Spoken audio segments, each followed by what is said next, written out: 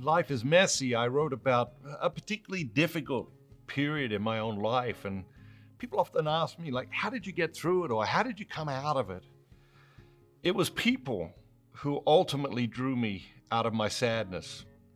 It wasn't anything I wrote in my journal. It wasn't some great thought. And it wasn't something I did. It was people. I wrote this in my journal at one point. She was so kind to me. I was hurt, so wounded and suffering, and her kindness soothed me. She didn't even know she was doing it. Her kindness was as natural a part of her as her eyes and her hands were. Her beautiful kindness drew me out of my sadness. But there were others too. So many people, friends and family, perfect strangers, people I had known forever and people I had just met, each in their own way, gifting me with a beautiful kindness. One day I was lying on the couch in my study, in a daze, unable to move, held down by a debilitating sadness. Next thing I knew, my little boy Harry climbs up on the couch and snuggles in next to me. I held him close, but perhaps he was holding me. I don't know. The latter, I think. He didn't say a word. He didn't need to. Somehow, he knew that. Within 10 or 15 minutes, he had effortlessly lifted me out of that sadness. He knew that too. He kissed the side of my face, rolled off the couch, and disappeared as suddenly as he had arrived. All the kindness that I experienced in that period was both random and yet coordinated. Each person was just doing what they felt called to do. Each act seemed random, but the divine physician was coordinating every kindness to heal my soul and to restore my hope. It was a program of kindness God had designed just for me. Then came the day when I became conscious that in my desperate efforts to survive, I had neglected my own capacity for kindness. It's one of life's most delightful paradoxes. The more joy we bring to others, the more our own joy expands. The greatness and beauty of the human spirit is undeniable in kindness. Kindness demonstrates the greatness of the human spirit. Kindness is beautiful. Whether it's the thoughtfulness of a random act of kindness or the heroic kindness that involves great personal sacrifice. Examine the most devastating and disgusting moments in human history. And wrapped up in those moments, you will find heroic kindness. The greatness of the human spirit often shines brightest when the world is darkest. The Great Depression drew neighbors closer together than ever before. They cared for each other, often going without so that their neighbors' children would have enough food to eat. It is thoughtful kindness to share your food with others if you have plenty to eat yourself. It is heroic kindness to go hungry so another can eat.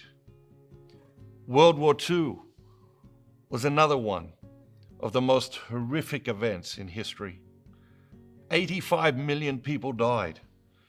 57 million from the activities directly related to the war, and another 28 million people died from war-related disease, famine, and poverty. Still, in the midst of this intense evil, ordinary people were going without and risking their lives with their kindness. Thousands of people risked their lives to hide Jews from the Nazis. In the process, they reminded these people who were being hunted like animals that all humanity had not been lost. Viktor Frankl's experience of the culture within concentration camps provides significant insight. He noticed that there were some Nazi guards who showed kindness to prisoners, while there were some prisoners who would exploit their fellow prisoners for personal gain. Most significantly, he discovered that kindness helped people to live longer. Prisoners who focused on themselves and fell into self-pity were significantly more likely to commit suicide or die of starvation, even with equal rations. Beyond the daily acts of kindness, there were also heroic acts of kindness. One morning in Auschwitz, after a prisoner had escaped, the guards decided to murder 10 prisoners to discourage the others from trying to escape. One of the men selected cried out, "But my wife and my children." It was a desperate plea in the face of brutal inhumanity. The guards didn't care, but one of the men's fellow prisoners, he did. "I'll take his place," he announced. He stared directly into the face of Nazi brutality and provided an epic moment of kindness. In the face of cold indifference, it was a moment of glowing love. His name? Maximilian Kolbe. We also see the enormity of the human heart. Whenever there is a natural disaster, aid and relief pour in from around the world. Wherever there is suffering and pain caused by evil or circumstances like natural disasters, there are always people doing their part, however small, to bring kindness to the situation. They refuse to let what they can't do interfere with what they can do. In a world that can be cold, harsh, violent, and at times brutal, kindness proves that our humanity has a better side, a side that is caring and gentle, a side that can rise above almost anything. Kindness is one of the utterly beautiful expressions of our humanity. Everyday kindness, random acts of kindness, and heroic moments of kindness banish fear, soothe pain, revive hope, and restore our faith in humanity.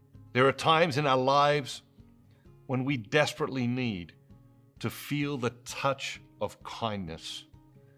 And there are times when what we need more than anything else is to extend this beautiful touch of kindness to another. The power of kindness is undeniable. It is one of your superpowers. Unleash it in your life and watch the domino effect of goodness that it sets off around you and within you.